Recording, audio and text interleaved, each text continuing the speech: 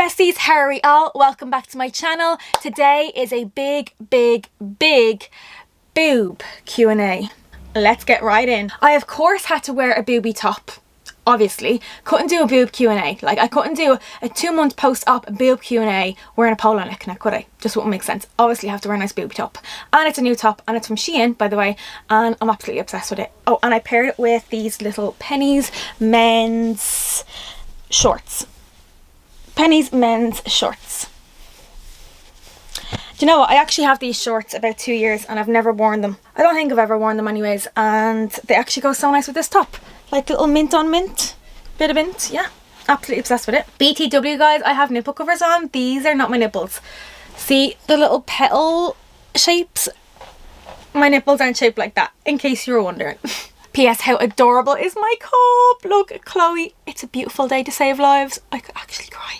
And on the back, Grace Sloan Memorial. I'm drinking an iced caramel latte, my go-to lately, my go-to. Okay, so for anyone that is new to my channel, I had a breast augmentation in amber surgery in Lithuania by Dr. Demantis Rainis. I'm definitely butchering his Lithuanian name. I'm sorry, Demantis.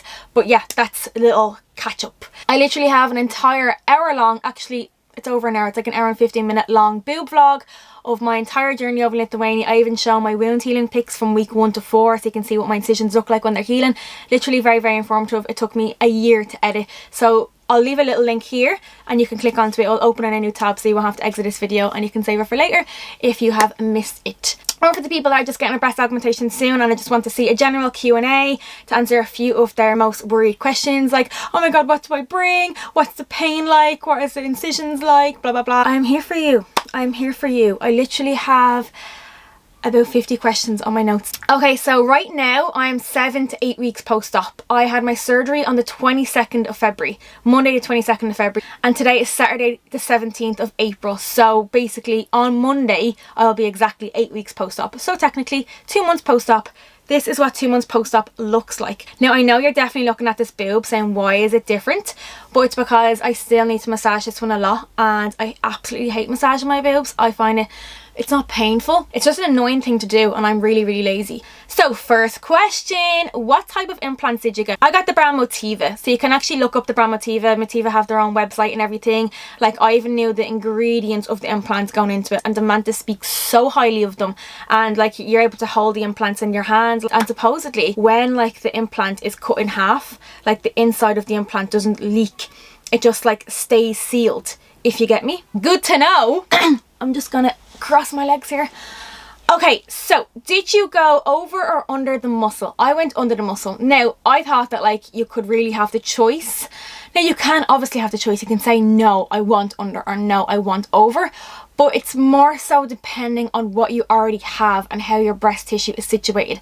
Like, it's so precisely examined and so precisely chosen, if you get me. Like, it's so particular as to what you can get. Like, obviously you can get whatever you want. You can say, no, I'm paying you, I want this, you know. Depending on what you already have, it's very particular to what will suit you.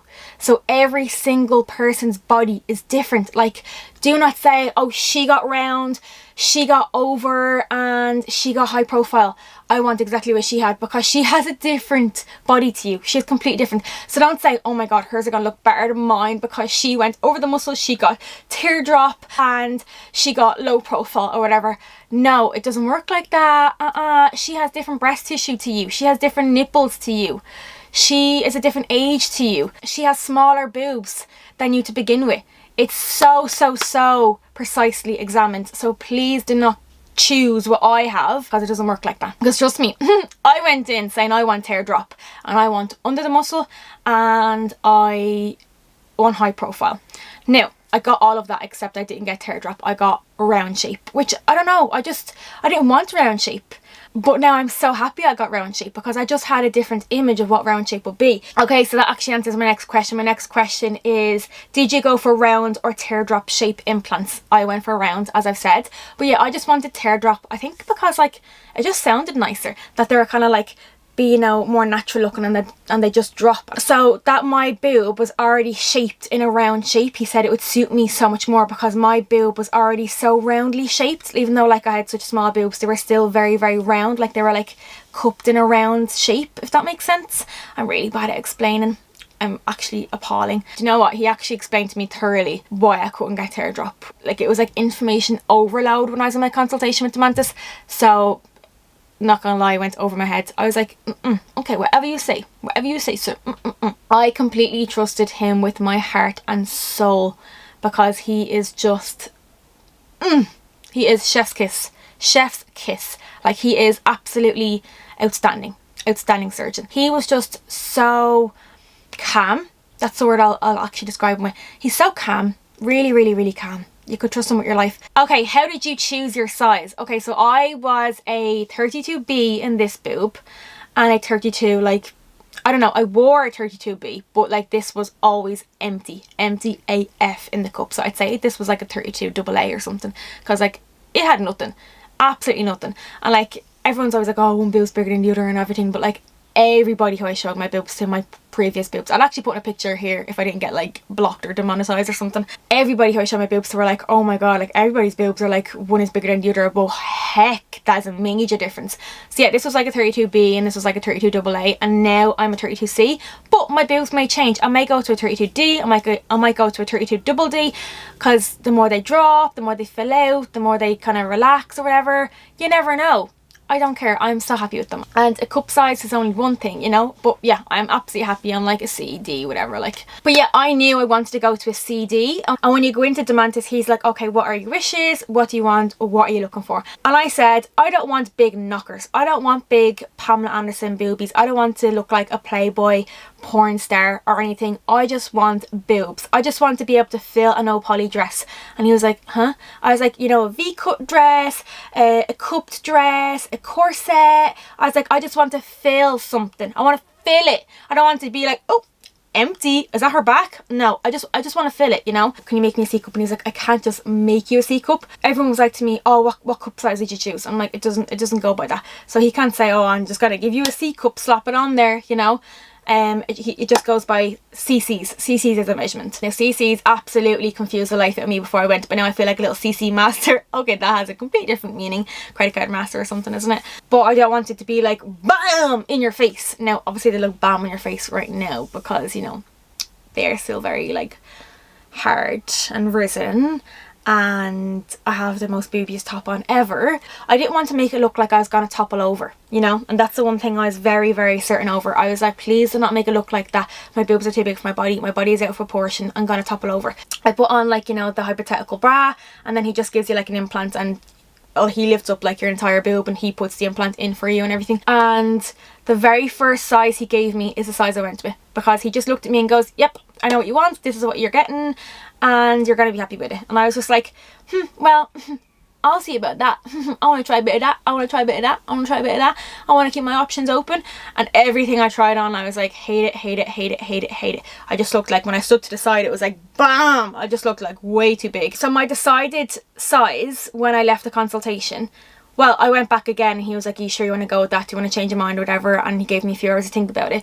But I said, no, I want to go with that 100%. I'm not changing my mind. I'm so happy with that size. I'm so happy with how my pictures and all turned out.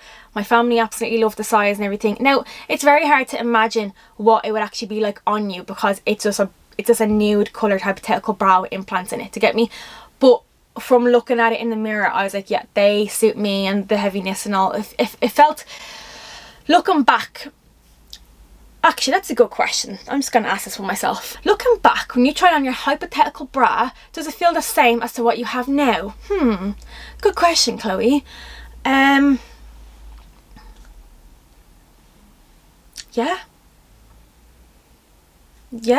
it's pretty much the same. It's pretty much accurate, to be honest, like, yeah. Now, everyone always says, if you're in between two sizes, go with the bigger. And I didn't. I went with the smaller one, and I am so happy I did. So do not listen to that advice. It is bullshit. I'm so happy I didn't, because these are literally perfect, and I would not even want to be a centimetre bigger. Yeah, so when I went into surgery, my decided cc's were 295cc here and 335cc here, and that was because I had a 40cc difference in my two breasts, because this one was so much bigger than this one. As I said, this was like a 32B and this was like a 32AA or whatever. It was literally like 40ccs. Demantis told me that in surgery he made a judgment call to make this one 315cc and this one remained at 335cc, because, this is so weird and so funny. Like I got like so creeped out when he told me this. I was like, what? When you're in surgery and he puts the implants in and all, they sit you up on the bed dead, like you're actually like unconscious, anesthesia like out of it, like you're you're dead, right? And he sits you up. Now I thought that the nurses just like got on my back and just went and sat me up, but no, I think he told me that I don't know why, like I have such a bad memory, but I'm pretty sure he told me that they just wind the bed up, you know, like actually push the whole bed sitting upwards, like as if like you're in a roly-poly chair in a car or something. The nurses don't just go, fuck her up there, lift her up there, come on, you grab one arm. No, it's not like that. Yeah, he sits you up and sees how the implants are sat on your chest and how they look and everything, and he asked for permission, can he make a judgment call? And I'm like, you do you, boss. Any judgment calls that you have, like I wouldn't want him to sew me up and then for him to say, oh well, you won't let me make my judgment call and that's why your right boob is smaller than your left boob now, you know. I'd be like, no, you do what you want, you do what you think is best. You are the surgeon, you are the one that has a medical PhD, not me. So I actually got 315cc here and 335cc here. Now that's a bit mind-boggling to me because this one looks so much bigger right now. Well, not so much bigger, it's just higher. Like the muscle here is higher, if you get me. And I was like, how is this one like bigger and higher and more swollen than this one when this one got the smaller implant? But it was because this one had more breast tissue to begin with. But yeah, this one has a lot more like maneuvering and shoveling and bonding with my breast tissue to do. It has a lot more bonding to do. I actually like that word. That's a good one. It's a good one. Bonding. They have to bond together. It's a foreign object going in. They have to bond. Do you have any regrets at all? Even a tiny one? I, hand on my heart, say I do not have even the sneaky me of a regret. Nothing. Like absolutely nothing. I am 100% so happy I did this. It was hands down the best decision I have ever made in my life. I can't believe I even left it this long. Like I wish I got it done sooner so I'd get more of my 20s out of it. Like I'm happier at the age I am that I made the decision because it's a really big decision to make. And I wouldn't have liked to have made that decision at the age of like 17, 18, 19. I'm happy I was in my 20s. Damn, I am feeling myself. Damn, I am a new woman. Like, damn, I am in love with them. Like, I am in love with my body more. Like, and everyone's always like, oh, you're gonna get addicted to plastic surgery. No, I don't. No, still don't want fillers. Still don't want lip fillers. I still don't want cheek fillers. I still don't want jaw fillers. I don't want my nose done. I don't want the little curve of my nose fixed. I don't want liposuction. I don't want PPL. Like, there's nothing I want done. I literally just wanted this done. I'm not going to be addicted to plastic surgery. Like, no, this is the one thing I wanted. I've wanted it all my life and that's it. I'm happy now. Okay, so it starts to get a little bit interesting now. What do you need to know going over tan, vitamins, etc., as you were saying on your story? Okay, so going over, Demantis will give you like a little email beforehand saying, okay, please stop taking this and please stop doing this or whatever. So 2 weeks beforehand, there is no smoking because tobacco is a blood thinner. There is no omega-3 tablets because they are also blood thinners, I think. No aspirin because that's definitely a blood thinner. And also no ginger or garlic. The garlic thing absolutely killed me. I am obsessed with garlic and that's because they are blood thinners. So yeah, the omega-3 must be a blood thinner as well because the rest of them are all blood thinners. So yeah, there is no. I also asked about alcohol because I love a glass of wine or a bottle, but he just said alcohol is not healthy food, and I was like, okay, sold. Two bottle of wine please. He didn't say no, you know, he didn't say no. So obviously it'd be better to not have alcohol, and a lot of websites say not to have alcohol. I was looking it up. But my surgeon didn't say you're not allowed to have alcohol, Chloe. So no, I didn't have alcohol for like, I stopped drinking alcohol 2 weeks before I went, but then there was Valentine's Day like 10 days before I went. So I had like 1 glass of wine for Valentine's Day because it was Valentine's Day and Jamie was making me a cute little dinner and all, and I was like pasta, obviously I had to have wine with my pasta. So I had like a glass of wine then. And then I had a glass of wine like a week. No, actually, it was like 4 days after my surgery or something. But yeah, it was fine. And then with tan, everyone says to like not wear tan for 2 weeks before surgery, but I was doing a lot of content. Like I was pre-recording and pre-taking a lot of photos and videos and reels and everything before I went, so I'd have content while I was recovering. I didn't put up my boob reveal until 7 weeks post-op because I had so much content that I wanted to use. And also because I'm not going to rush her for nobody. Just because she put up her boob reveal after a week or 3 weeks or 4 weeks or 5 weeks, I'm not going to rush it. Do you know what I mean?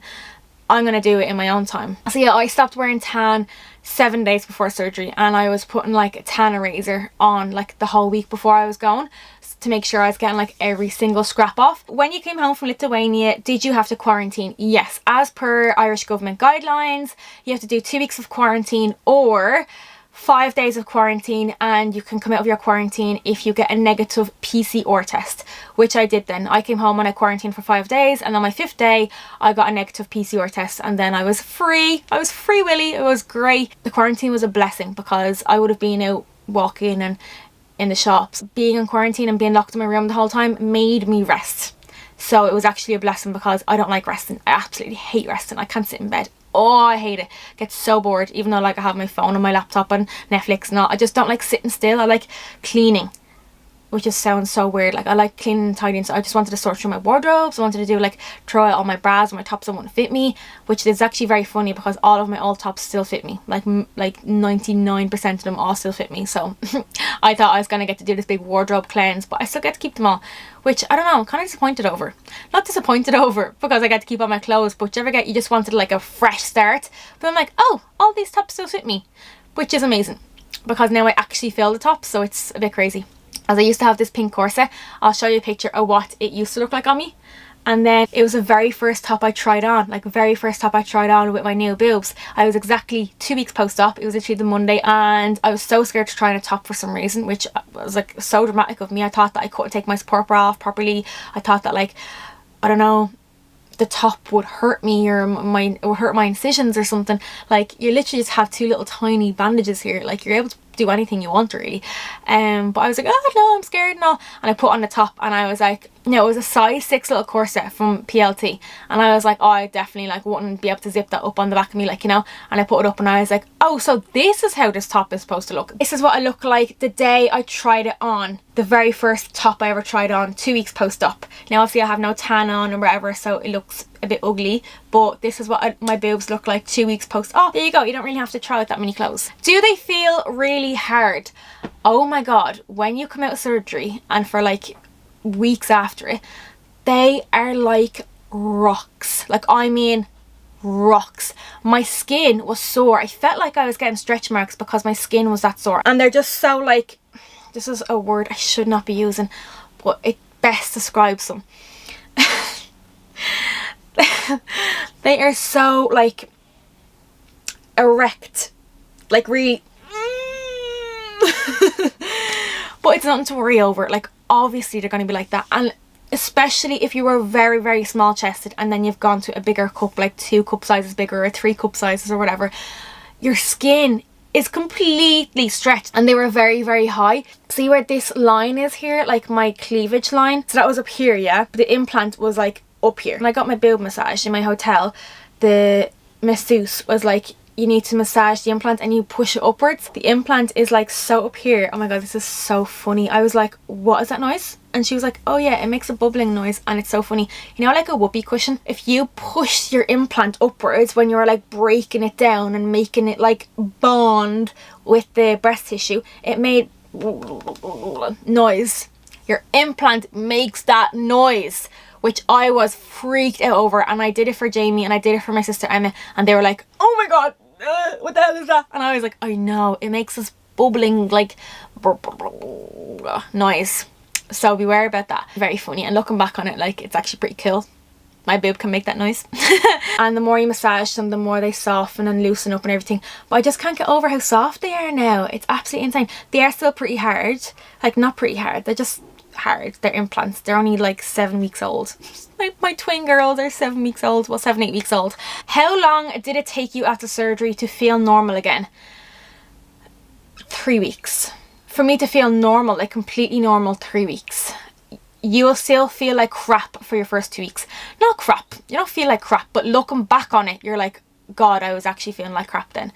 Like when you're in the 2 weeks, you don't feel like crap. You don't really notice you're feeling like crap because you're recovering from surgery. Obviously you're not going to feel $1 million, but looking back you're like, oh my God, I'm sleeping a lot better, the pain is basically gone, I'm able to sleep on my side, I feel a lot happier, I'm able to do a lot more things I wasn't able to do last week, I'm well used to them now. Like it took me 3 weeks. I remember being like, I'm 3 weeks post-op and I feel great. Like after I hit the 2 week mark, I felt great. Okay, so how are you not nervous? I was not nervous at all. Like not even when I was in Dublin before I left. Like my sister was like, Chloe, you're getting a boob job next week and you're not even talking about it. She's like if I was getting a boob job next year, I'd be like, oh my God, oh my God, oh my God, my surgery, oh my God, it's 7 months into my surgery, oh my God, it's this many days and hours into my surgery. You're going next week and like you haven't even bat an eyelid. And I was like, I know, yeah. I was just like calm. I was like weirdly calm, like weirdly calm. That's how like much trust I had in this clinic, because I knew so many people that went to it. But yeah, I literally wasn't nervous at all. And then even when I was in my room waiting to be collected, to be brought to the operation room, to be brought to the OR1. I'm just talking greys here. I don't even know if it was OR1.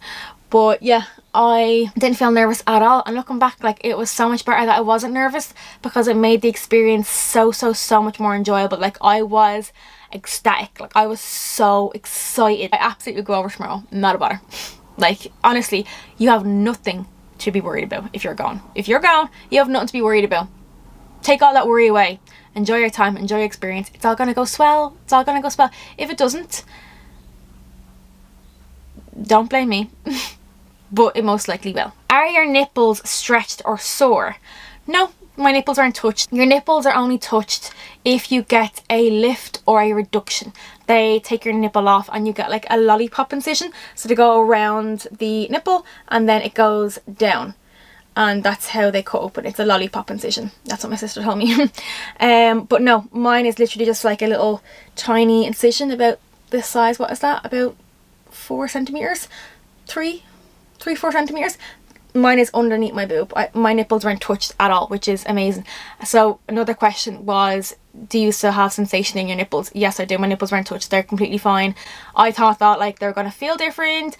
They were going to like be more sensitive, or the opposite, lose sensation or whatever. They're completely the exact same. But the only thing is that they were really sore when I was a couple of days post-op, because my boobs were so swollen in my support bra, like because I just had surgery and they were like literally busting.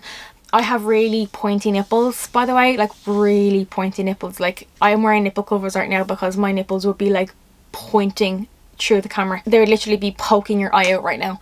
And that's how pointy my nipples are. Love them though, but they were like super like pointy and the bra was so tight. This is like my nipple and the bra is pushing on it, so it's pushing it back, if you get me, it's pushing it in.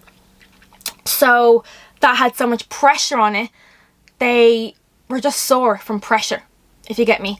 But literally about 5 days post-op, they were fine. It was only like literally for like the first 5 days, my nipples are killing me. Can you still produce breast milk? Like, can you breastfeed as normal? It does not affect it at all. I most likely will breastfeed because my sister's a midwife and just told me all the benefits of breastfeeding, and I was so against breastfeeding, and now I'm like so for breastfeeding. And I was like, oh my God, if I get my boobs done, will I not be able to breastfeed? And I just didn't want that taken away from me.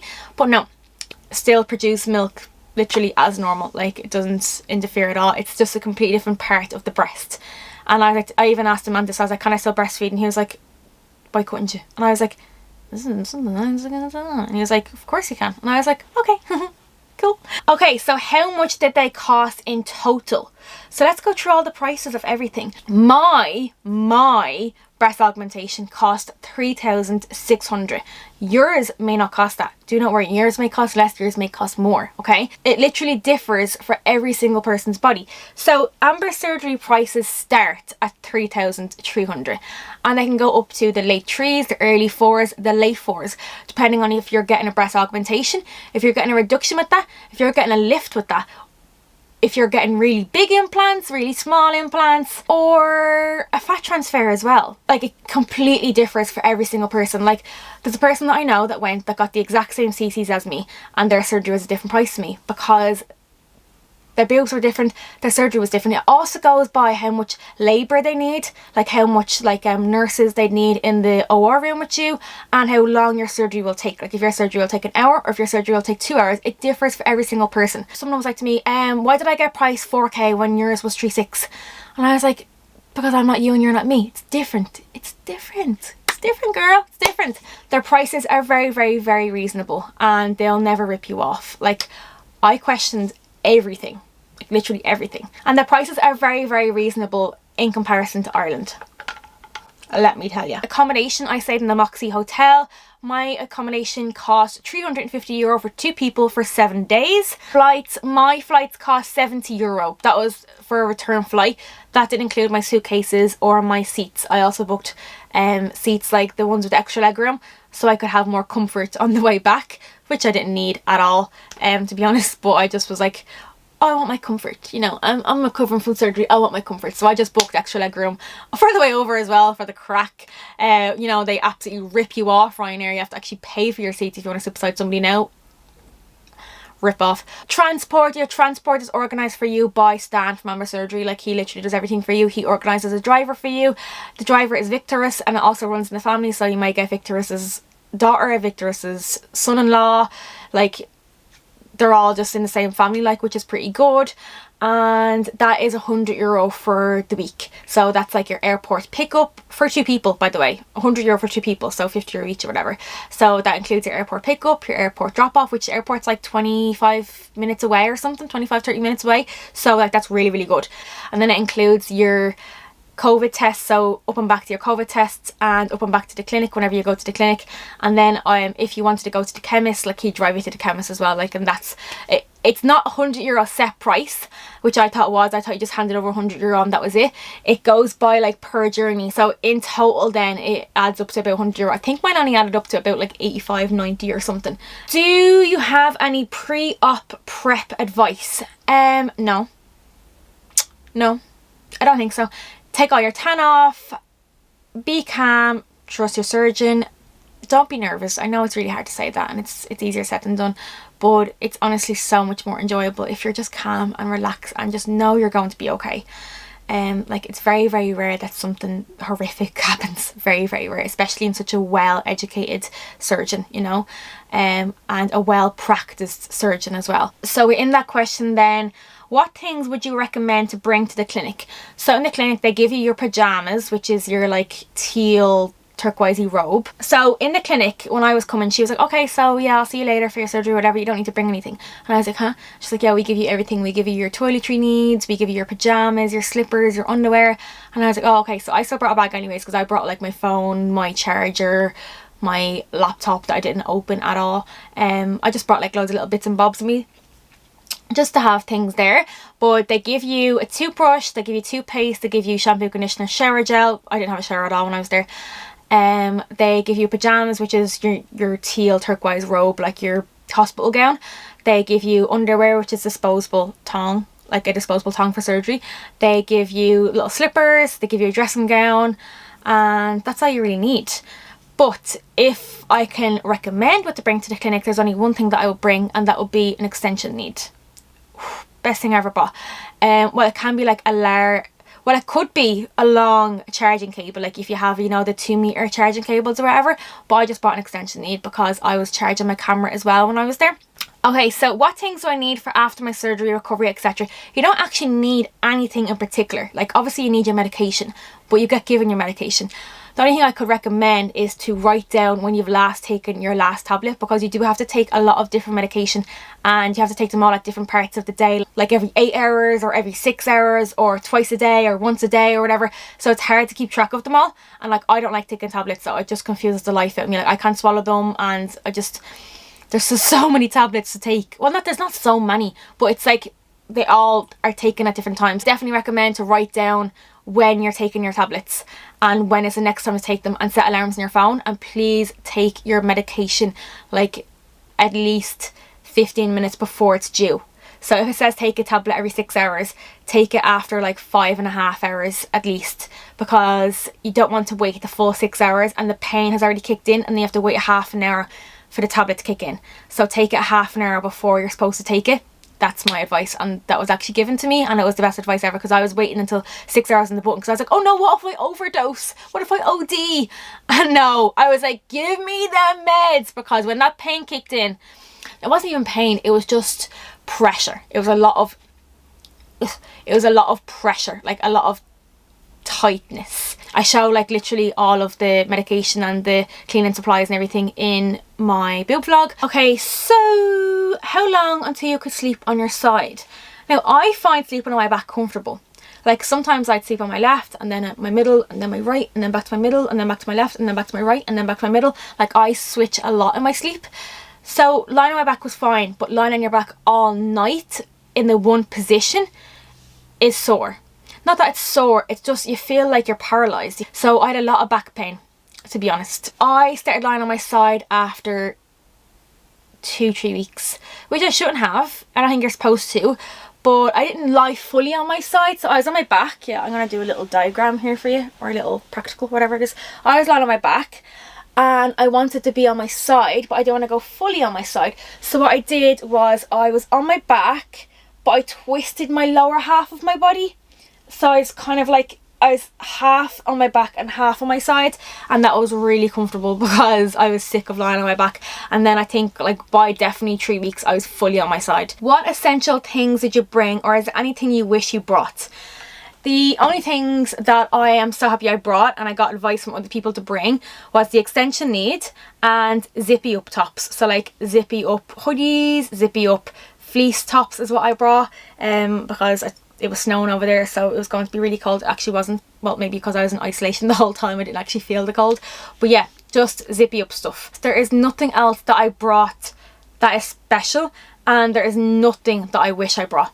Oh, actually, sorry. A lot of people bring neck pillows, and I brought a neck pillow, and I literally had it on me for about 7 seconds, and I was like, get that off me. I hate neck pillows. But everyone was like, neck pillows are vital, and like, oh my god, I'm like 4 weeks post-op and I'm still sleeping on my neck pillow. Like neck pillows, like you literally need it. And I was like, this is so uncomfortable. I was like, this, like, couldn't move. Like I actually hate them. So I was like, get that off me. You don't necessarily need one, because when you're lying on your back, I don't like a neck pillow.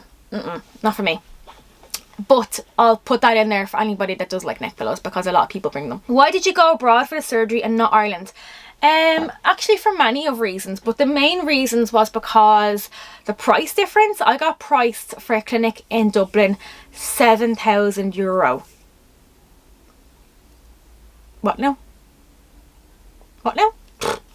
Yeah, as if. And like most of the clinics in Dublin were charging that much. They were charging at least 5 into the 6 7s, and I just was like, no way, Jose. And the other main reason is because, and I mean no offense to Irish surgeons at all, but they're just not as experienced as foreign surgeons, because they don't do the surgeries enough. They don't practice the surgeries enough, and that's nothing on them. It's just not done as often over here because everybody goes abroad because it's too expensive here. And the reason why it's too expensive, the labour is too expensive because we have a higher standard of living over here than in comparison to Lithuania. Like the wage is higher over here, so you have to pay for more labour, and because the materials and equipment is at a higher cost over here. That's why they charge so much over here. They're not just trying to rip you off, even though it feels like that. But I was like to Demantis, why is it so expensive in Ireland? And he was like, it's just different standards of living. It's like, why is a beer like, I don't know, €3 in Spain when it's like €7 in Temple Bar, you know? So it's literally just different standards of living. I said many reasons, I think it was just 2. How did you research who was the best surgeon and what country to pick, etc.? Okay, so I actually had my surgery booked in another country with another clinic with another surgeon, and she was actually a female surgeon, and she looked cool and funky and sexy. Like she was gorgeous, and she just looked like she knew what she was doing. But I booked in with her and I looked up all of her qualifications. I watched YouTube videos that she was featuring in and everything about being a surgeon and her PhD and everything and all that blah blah. And I paid a deposit. I paid a deposit for this clinic in this country. I paid €600 deposit and I was absolutely devastated losing it. I was devastated. But I was so certain that I wanted to go to Amber surgery because of all the people that I knew that went there, and because of all my like chatting conversations with Stan and, you know, Amber surgery and everything, and seeing all of like my friends and people that went to Amber surgery and watching their Instagram stories and their YouTube videos and all. I was just like, no. Oh, and another reason as to why I want to go to Amber surgery is because they have a non-surgical clinic based in Dublin in Clontarf, right beside where I work. And I just felt so safe that like if I left the country that I was supposed to be going to and came home, I had no connection. They were all the way over there, whatever, like 4 hours away, and I was here.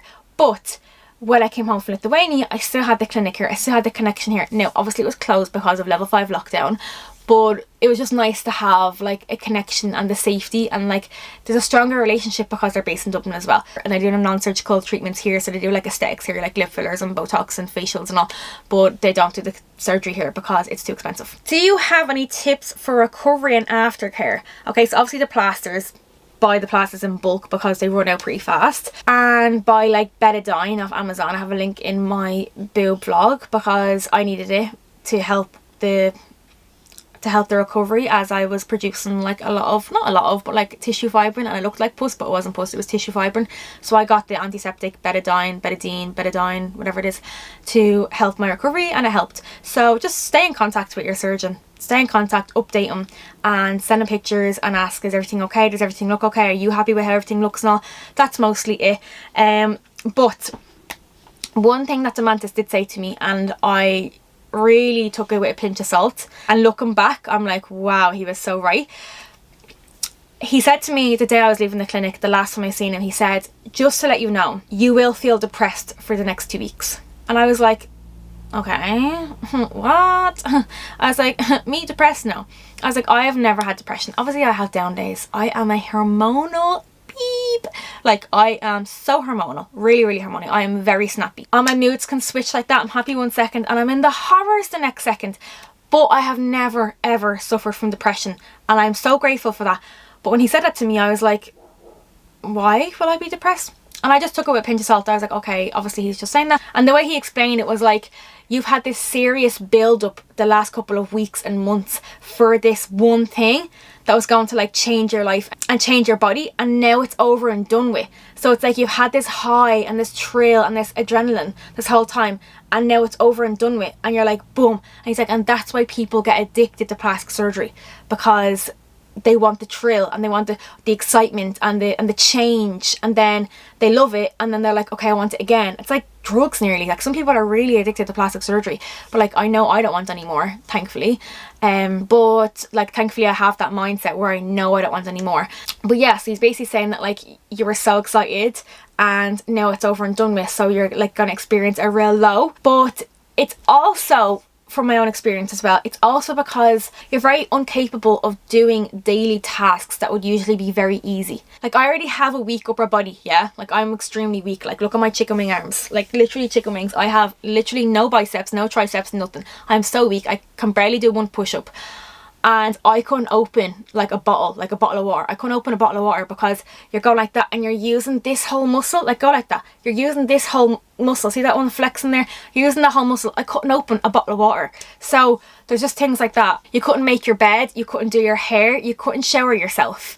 You couldn't do a lot of things. So you just felt shit in yourself. I just felt like I couldn't do anything myself. And it was really annoying because you had to ask everyone for help, and you felt like you were bothering everyone. Now, that obviously not with everybody, and everybody was so helpful. Jamie was so helpful, my mum was so helpful, my sisters were so helpful, everyone was really helpful. But I hate asking for help. I hate feeling needy. I hate asking for help. So I was trying to do everything myself, and I was getting in trouble then off people because I'd be in pain then that night because I was doing too much moving and I wasn't resting. Like, I was like 6 days post-op. No.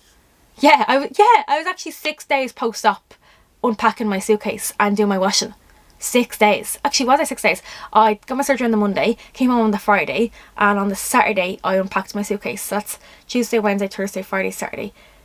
5 days. I was 5 days post-op, and I was unpacking my suitcase and doing my wash and doing my drying and put my clothes away. 5 days. Like, that was ridiculous. And then that night I felt like, oh my god, I've done the worst workout ever. Like, I was absolutely shattered. So yeah, for 2 weeks, and I'll actually say it, for 2 weeks I was depressed. And I'm not saying it like, oh my god, cry for help or whatever. I don't suffer with depression, but for them 2 weeks I was depressed. I was so low. I was so low. I couldn't stop crying. I was so low. I just felt so crap. Obviously I loved what was going on here and all, but I just felt so dead. And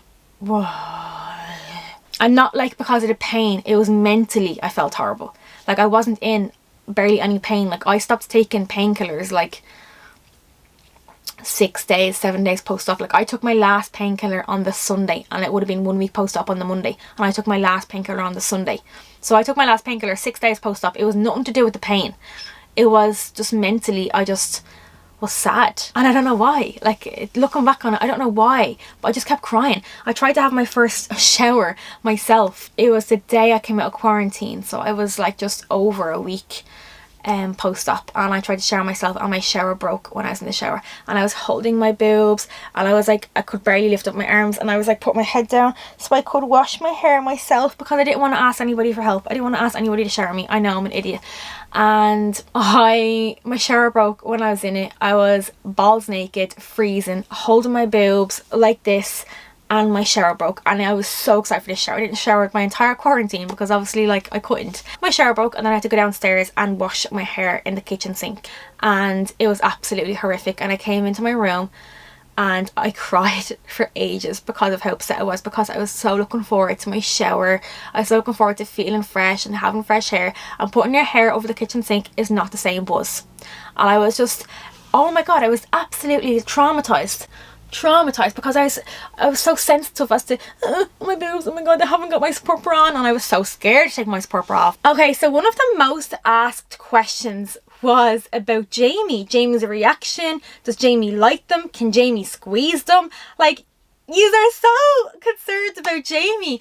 Okay, so first of all, I think I have to openly say I did not get a boob job for Jamie. And a lot of people probably think that I got a boob job for Jamie and Jamie's pleasure. Bitch, do you think I get surgery for a man's pleasure? I love him and all, but no. I wanted this surgery my whole life. And Jamie was like to me, Chloe, I love your small boobs. Oh, he was just saying that, but come on, like, you know. He was like, Chloe, I love your small boobs, you know, you don't need to get surgery or whatever. But obviously, if you got them, I won't be complaining, you know. So I got the surgery, and he is absolutely delighted. Like, I'm actually delighted for him. Like, he has a girlfriend with nice tatas, you know. And he does love them. And he does squeeze them, yeah. But yeah, he absolutely loves them. How couldn't you? Oh my god, I'm so boob cocky. It's actually disgusting how boob cocky I am.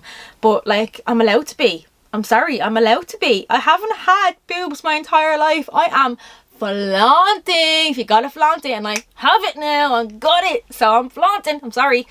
Not sorry. Some girl, oh my god, you are absolutely hilarious, wrote in going, I want to get my boobs done. Can your boyfriend squeeze them, because I don't know how mine will last without squeezing them. That's hilarious. He can squeeze them whenever he wants, to be honest, because when you get them done, it's actually better if they're squeezed and massaged like immediately after surgery. Not immediately obviously, but like, you don't have to wait like 6 weeks until you can squeeze them, because like, I was asking Jamie to give me boob massages because I absolutely hate doing it myself. Like, it's hard to do it yourself when you're like this and your angle, and then that, like, you're putting so much pressure, you have to use a lot of muscle to give yourself a boob massage as well. So I was like, here, give me a boob massage, chap. I'm gonna have to go through all this. You got to look at them, so you put in the work here. Yeah, so Jamie does love them, to answer all of your questions. So are they worth the money? 100%. The costs of the Lithuanian surgery, like the flights and the accommodation and the transport and the actual surgery itself, it's 100% worth the money. Like, 100%. Definitely. Yeah. Okay, so is recovery long? No. Okay, so how do consultations work? Why abroad and not Ireland? Consultations are in Ireland when there's not a level 5 lockdown. But that there was a level 5 lockdown, you have like a phone consultation, and then you go over and you have your face-to-face consultation with your surgeon. But when there's not a level 5 lockdown, you will have your consultation in Umber surgery in Clontarf. And then sometimes your actual surgeon will come over for a consultation as well, like proper regular visits. But that was a level 5 lockdown. Demantis wasn't going back and forth to Ireland and Lithuania because he would have had to do the isolation and quarantine each time, and he wouldn't have been able to work as often and stuff, so it wouldn't have made sense. But usually consultations are in Ireland. Oh, and you can also do like Zoom consultations as well, but like I wasn't bothered. Is recovery long? So it's definitely your first 2 weeks anyways. Is like 100% recovery. Like, you are a vegetable, you can't really do much. You're not actually able to go to the gym for 12 weeks. You're not able to lift up weights for 12 weeks. So you're not able to lift up like, you know, kettlebells. You're not able to do like squats and deadlifts and all, obviously, do you know what I mean? And you're not allowed to do like push-ups and all, because, so if you mean like recovery like that, well then like I'd say like 12 weeks, because that's when you're 100% back to normal, when you can do the gym and stuff. But like, I'm 8 weeks post-op now, and I'd feel like that I am like fully recovered. My incisions are closed. I feel like I can do everything. I've been doing Pilates and all, that actually doesn't really include weights, so I've been doing that. I felt fine after 3 weeks, but that's not the same for everyone. I felt fine after 3 weeks. I was showering myself, I was going on long walks, I was going on hikes and all. Shouldn't have been. If Stan sees this, he's gonna kill me. I was doing everything really after 3 weeks. Like, I was doing everything. Now the first 2 weeks you really have to rest, and please rest, because I was like, oh, I don't need a rest, and I don't like sitting down, I don't like lying down, I don't want to rest. And it backfired on me. It took a toll on my body at night time then. I was in so much, I had serious back pain. Oh my God, like, you know, you really do need your rest. Like, your body has just been underneath anesthesia, and you're taking a lot of medication, and you have been cut open, you know. And I was really undermining that I had been cut open. Do you know what I mean? I was really like, oh, I feel fine, I'm a superhero, you know. And watching Grey's Anatomy and all, like, they did be resting a lot, and the longer you rest, the faster you'll heal. That was the advice I'd give, would be sit the fuck down, bitch, and rest. Sit down. Stop lifting things, sit down. Is your scar visible? Yes, and you know what? I don't know why I thought my scar wouldn't be visible, but it is visible. Now, if you were looking at me and I had no clothes on right now, you wouldn't be able to see it, because my boob was dropping. That it's dropping into the crease, like your boob crease here. I actually have a boob crease now. I've never had a boob crease in my whole life, because they were just there. It was like a little fried egg, like a little speed bump. I never had a boob crease, but now I have a boob crease. And yes, I have boob sweat now. I actually have boob sweat, and I don't like it. It's not a good buzz. Like in the middle there and underneath there, I have boob sweat. It's disgusting. So that's a disadvantage. Your incision is here. It's like 3 to 4 centimeters underneath your boob, so it's in your crease. So if I lifted up my boob, you could fully see the incision. Like, you could fully see the incision if I lifted up my boob. But I'm hardly gonna walk around with no clothes on with my boob lifted up. Now if I was in a bikini, I'm still not going to walk around with my boobs lifted up. But looking at me, it's underneath my crease. Like, my boob falls on top of the incision, so you can't see it, which is great. Do you have to get your implants changed after a number of years? So everyone says you have to get your implants changed after 10 years. But I know many people that have their implants in 15, 20, 25 years, and they're still fine, and they don't get them changed. And my sister's best friend has her implants in 15 years. And they're still completely normal, and they're still perfect as ever. So I don't know, to be honest. I think they just say that to be safe. I don't know, I'd say there's a lot of different factors. But if I had to get them changed, hey Demantis, hey Amber Surgery, hey Lithuania, I'd go straight back over, not a bother. Sure, I told you I'd go back over tomorrow if I had to. So if there was any issues, or if it was a thing that you went back over, I'd be straight back on that plane, like, no bother. And I'd know what to expect even more, so I don't know. Okay, so does your body frame / weight impact the implant size you get? Yes, definitely. Everybody's body is different, and whether you want a C cup, I want a C cup, she wants a C cup. If I am a size 8 in my clothes, or a size 10 in my clothes, or a size 16 in my clothes, you'll most likely all get different implant sizes, because you'll probably all have different breast tissue, and you'll have different, like, he measures with all these mad cool rulers, like where your nipple, like how many centimeters your nipple is away from your collarbones, how many centimeters your nipple is away from the end of your boob, how many centimeters your nipples are situated away from each other, the circumference of your nipples, just to make sure that the nipples are going to be exactly on the same level. So like, for example, my nipple used to be up here on this one and down here on this one, or whatever, or vice versa. I can't actually remember, because they were 2 different sizes. So he has to make sure then, and do all the measurements and do all the calculations, like, so intelligent, to make sure that they'll end up at the same level by getting different cc's and situating them in different areas and all this mad stuff, do you know what I mean? So yeah, of course, and not in a bad way, like everybody's body is different. Of course your body frame and weight is going to impact the implant size that you get, because you have different breast tissue, different nipples than anybody else. This question is funny, and I actually thought this myself before I went. Does it hurt to jump up and down any more than before? No, not at all. Like, not at all. No, nothing. No, doesn't hurt at all. Do they feel like your boobs, or do they feel like fake boobs? Okay, so I had this question as well, and this was like one of my main concerns. I was like, are they gonna feel like fake boobs? Are they gonna feel like someone else's boobs? Are they gonna feel like I just picked up a load of plastic and put it on me? No, it doesn't feel like that. These feel like these have been my boobs my entire life, and that's the weird thing.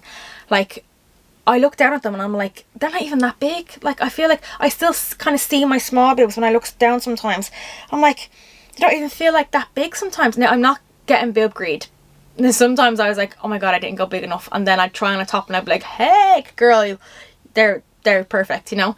So sometimes, like, I'd look down and I'd be like, oh my god, they're not even that big. Like, I thought that they were gonna feel and look a lot more different than what they do. Like, they feel way too natural and way too mine. Like, isn't that weird? Like, I'm only 7-8 weeks post-op and they feel like mine. I feel like I've had them my entire life. Like, I'm so comfortable with them and they feel so natural. They don't feel fake to me at all anymore.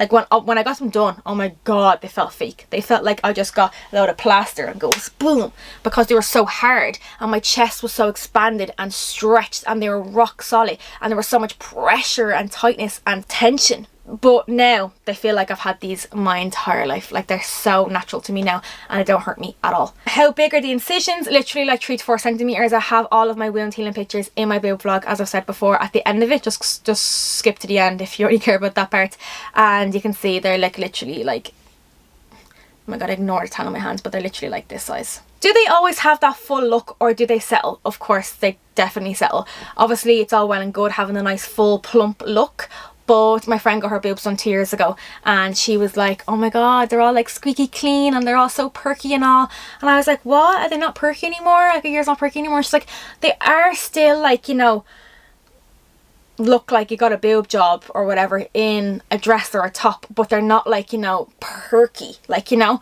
So they've obviously just bonded more. Do you know what I mean? Like, the breast tissue and the implants have obviously bonded more. They mask together more and they just become one then. Whereas it's kind of like, because they're separate, but the longer time goes by, the more they become one. They become one. I got asked this question so many times as well. How long did you take off work? Okay, so I booked a week off work to go to Lithuania. So I would have been in work on the Monday and I got my surgery on the Monday. So then by the following Monday I was back in work, but I called in sick because I got a doctor's note from my GP, because I rang her and I was like, I have had surgery and like I'm working from home and I'm only at a computer desk and, you know, I'm just moving my mouse and typing on my keyboard. And she was like, no. She's like, that's too much movement. And she's like, usually like you can go back to work, but I prefer if you didn't, because you're already in a lot of pain and tension and it's just better to, you only get surgery like once in your life or whenever you decide to get it. Do you know what I mean? It's not that often. So if you need more time to heal, your job will understand. And my job did. My job was so understanding and I had a doctor's note and everything. So I took 2 weeks in total, and after 2 weeks I went back to work after 2 weeks and I was brand new, fresh as a daisy, and I was so happy then that I took that week off work. I didn't want to. I've never called in sick in my entire life. I've never called in sick, and I've like gone like nights out and like literally like and gone straight from a night out to work and all, like many times when I was working every Friday, Saturday and Sunday in retail, like, literally like the whole way through college and everything, like getting sick and all in work because I was so hungover, and I've never called in sick. And so happy I took the time. I'm so happy I took the extra rest because I really did need it. Looking back, I really needed it. Okay, so how long do you have to not tan for? It depends on how long Demantis or Stan says, depending on what your incisions look like. I didn't tan for 7 weeks. As I said at the start of the video, that I had a lot of content that I wanted to post, so I didn't want to do my boob reveal until I had all that content posted. So I wasn't in a rush anyways, so I didn't put on any tan for my first 7 weeks. But I know people that put it on after 4 weeks or 2 weeks. You probably shouldn't put it on after 2 weeks because they're pretty much still open then. But I put my tan on, I put my tan on after 7 weeks and I still, oh Jesus Christ, you have to give me a fry. Jesus. Oh yeah, and what I was saying before Jamie came in and interrupted me was that I still won't put a tan on my incisions. I just don't feel the need to. You're not seeing my incisions. I'm not like exposing like that much skin where you'll be able to see underneath the crease of my boob. So I just don't want to put tan near it. I just feel like tan and an incision that's only 7-8 weeks old will just not go well together. I just don't want to put tan near it. That's just icky. Okay, this is a funny one as well. Do you weigh any heavier? Of course I do, because I have boobs now, but I actually weighed myself before I went, and then I weighed myself when I came home. But on my notes it says pre-boobies on the 5th of February I was 7 stone and 12 pounds, and then after boobies on the 7th of March I was 8 stone and 1 pound, so I gained 3 pounds, which isn't a lot, and I was still swollen back then. On the 7th of March I was 2 weeks post-op, so I was still kind of swollen then, yeah. Actually really swollen then, so I'm going to weigh myself again, which isn't bad. I thought I was going to gain a lot more than that, to be honest. What are the side effects of the medication? So basically you're taking paracetamol and codeine and anti-inflammatory and antibiotics. I had to take as well because I had a cough from the anesthesia, but the side effects were really sleepy, obviously from like the codeine and stuff, and just being, you know, you're not really like that. You are a little bit foggy, but I wasn't really, to be honest. I was fine. You're just most likely like, you're just mostly sleepy and tired, and just have little to no energy. But that was it really. Oh, actually no. The surgeon, was it a surgeon that told me or somebody else that told me? I think it was the boob massage, the boob masseuse, that told me that my stomach is swollen because I am bloated from the codeine. Yeah, I was really bloated from the codeine. I feel like someone's going to ask me how long did it take me to poop. I can't remember, to be honest. I actually can't remember. I don't remember stressing over it, so I think I was fine, to be honest. But yeah, my stomach was really bloated from the medication for about like 5 days or something. You can actually see it in my boob vlog when I'm standing up showing you my boobs. I think it was like 2 days post-op or something, and you can see my stomach is kind of bloated. Like you can see I'm kind of like expanded looking. But yeah, just sleepy and tired, that's it really. When did you shower? So I had my very first shower 4 days post-op, because I was too afraid to take my support bra off. I was absolutely terrified. But then when I had my first shower I was like, oh, this is actually not that bad at all. Like I was so afraid to get my incisions wet, but I just kept my bandages on for the whole shower and then took them off after the shower and then cleaned them and put on fresh bandages, just to try and like keep them as protected as possible. Like I didn't want the shower gel running onto them and stuff. But yeah, I was 4 days post-op. Now you can shower the next day if you want to. He thought I showered the next day and I was like, heck no. Like I went to my checkup with him and I still had all the iodine from surgery and all on me, and he was like, do you want me to shower you? And I was like, no, you're alright. I'll shower tonight, I swear. I'm not that scruffy, I'm just scared. Okay, this one is actually quite interesting. Why did you not get the fat transfer in the end? Okay, so I was supposed to get a fat transfer. A fat transfer, I think, don't take my word for it, I think a fat transfer is only for people that are really small chested, that are gonna get big implants, like move up like 2 cup sizes, but that they have no tissue in the middle here because they're like so flat that it's like 2 backs nearly. It's so flat down there, which is what I had, that they take a little bit of fat, a teeny bit of fat, from your inner thigh, your lower abdomen, or from your armpits. So I had planned to get the fat transfer because the surgeon told me I needed the fat transfer because I was so small chested and it would look better, because he'd like take a little bit of fat from my inner thigh, my lower abdomen or my armpits, and he would inject it into like the middle bit here, so it wasn't going to be super flat. It was going to be like some of my own fat, but I couldn't get it because I was too underweight, believe it or not. I was too underweight that he said I didn't have enough fat on my body to do the fat transfer. And I was actually annoyed over it. I was pretty annoyed over it because I was like, well, I'm not going to get the same results. I'm not going to get the same outcome as to what I wanted and to what I expected because I'm underweight. He said I didn't have enough fat on my inner thighs, my lower abdomen or my armpits to take any fat away. Yeah, so he weighed me and was like, oh, I did not expect you to be that light. So it wouldn't be healthy. It wouldn't be safe for me to take some fat from your body. And I was like, raging. But you know what, right? And I thought that I wouldn't get the same results because I didn't get the fat transfer, and they turned out exactly how I wanted them to be. So it turns out you actually don't need the fat transfer sometimes. I know a lot of people that did get the fat transfer actually, and I think it costs more money. It's like an extra €500, I think, from what I remember. I could be wrong, but I think it's in and around an extra €500. So that's where the price may jump as well, from like 3 to 4 grand or whatever. I can't believe I left this question so long to answer because it's one of like the most asked questions as well. So what was the pain like afterwards? There wasn't pain, Like obviously there was pain, but I wouldn't call it pain. It wasn't like what I imagined. It's more so you feel like someone is sitting on your chest. I felt like Jamie, being his 100 kg, whatever he weighs, was sitting on my chest. Like I felt like I couldn't breathe because, and the nurse explained it to me, do you feel like an elephant is on your chest? And I was like, literally. Like it's so much pressure and tension and tightness. But the thing that I experienced that a lot of other people didn't, and everyone told me that was because I was so small chested and I went to a big chest or whatever, that like my skin was obviously stretching it a lot and everything. I felt like for like the first week, not the first week, maybe like the first 5 days, that I was going to have a heart attack all the time. Well, not all the time. Like if I wanted to lie down, heart attack. If I wanted to sit up, heart attack. Now it wasn't actually heart attack, it was just so unbelievably tight where I couldn't breathe. So like I had to literally get lifted up, and if you can't sit up or sit down yourself for like the first week at all. It's ridiculously sore. Not sore, but it's too tight. It's too, the muscles are pulling when you're doing that, and it's not safe to do that. Like it's so sore to sit up and sit down. All the people that I know that went over were like, wow, I did not experience the chest pain that you had, but I experienced a lot of chest pain. So everybody experiences it differently. You don't really have soreness, it's just more so you feel like you did a whopper of an upper body session, like a really intense upper body session, so you can't move any of your muscles. It's like someone made you do 1,000 push-ups and you can't even do one. Like it was just so tender and your muscles were pulling all the time. I was about it. Even saying that, it was nothing, like I mean nothing to what I imagined. Like looking back on it, I'm like, God, you actually had a walk in the park. Like it wasn't that bad at all. I imagined way worse. Second last question, do you still have any sort of pain now? No, I have zero pain.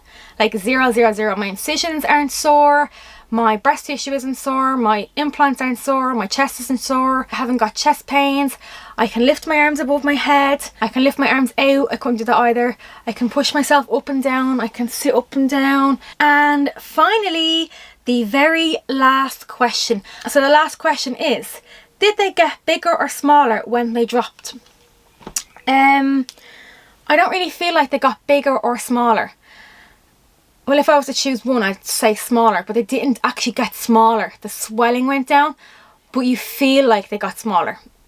But they still are the size you want, if that makes sense. Because I had my support bra on, yeah. I remember I told you at like the start of the video that my nipples were sore because the support bra was so tight, but it had to be tight to keep them so safe and secure and keep them upright. But now the support bra is kind of loose on me. Not loose, but there's a bit of room. Like it's a little bit gappy now, but they don't look smaller. They still look what I pictured. Do you get me? In case you're wondering if like I look expanded or something, I had a mid-video McDonald's break because I was so hungry and I've been filming for like 2.5 hours. It's ridiculous. I'm actually dreading editing this video, but yeah, I got a McDonald's, so I switched up my Starbucks cup to a McDonald's cup. Now I'm going to do a little top try on, because I would have liked to have seen this on the boob vlogs that I watched, because I would have liked to have seen, oh, what does she look like in a corset, and what does she look like in a booby top, and what does she look like in a, you know, in all these different types of tops. So, and especially if you're looking to get the same CCs in and around as me, you'll see what the clothes may look like on you. Well, no, you have a different body to me, but you know, you'll see, you'll get more of an insight as to what they look like. So I'll try on a few tops. I'll try on the corset first. The corset, the very first top I ever tried on. Thank God this is the end of my boob vlog. Oh my God, I cannot believe it's like 3 hours that I am filming this. I literally couldn't have been any more thorough and informative. So I really hope you enjoyed. I really hope you learned something. I really hope all your questions were answered. I literally tried to answer as many as I could, like literally about 50. Literally about 50. I really hope you all enjoyed. Thank you so much for supporting my journey. You are all the best bunch ever. You know the drill. Please like and subscribe, and I'll see you all in the next one. Bye. Okay, I swear I'm not naked. I just have on the corset, the very first top I tried on with my new boobs 2 weeks post-op. I'll include the picture as well for comparison, so you can see what they were like 2 weeks post-op and now 8 weeks post-op in the exact same top. Obviously I look better now because I'm tanned, as I was like really pale in the other picture, but this is the very first top I tried on, and I haven't tried it on since I was 2 weeks post-op, and god damn, it is nice. Like, oh my god. Obviously not with these cotton shorts. Okay, that could actually be a little vibe. That could be a little vibe, like little pink shoes there, and that could be a little vibe. But yeah, this is them. Obsessed. Obsessed. This one doesn't even look that much bigger anymore. Maybe it just needs to be like pulled up a little bit. But yeah, absolutely perfecto. Exactly what I wanted. Like I can feel this corset. It was completely empty the first time I wore it. Like obsessed. Okay, next top. Okay, so this is just a little string top from Shein. I told you the corset was from PLT, didn't I? At the start of the video, I think. But yeah, this is from Shein. This is what it looks like on. Now I have no bra on. I literally just have the nipple covers on. And this is what it looks like. Oh my god, like I need to pull the camera back by effort. I'll rather just like suffer and keep sitting up and down. But yeah, this is what it looks like. Okay. Next I'm going to try on this dress that I got. Oh my god, I'm absolutely obsessed with how they look in this. Wow, like wow, wow, wow. This isn't even zipped up. Oopsie.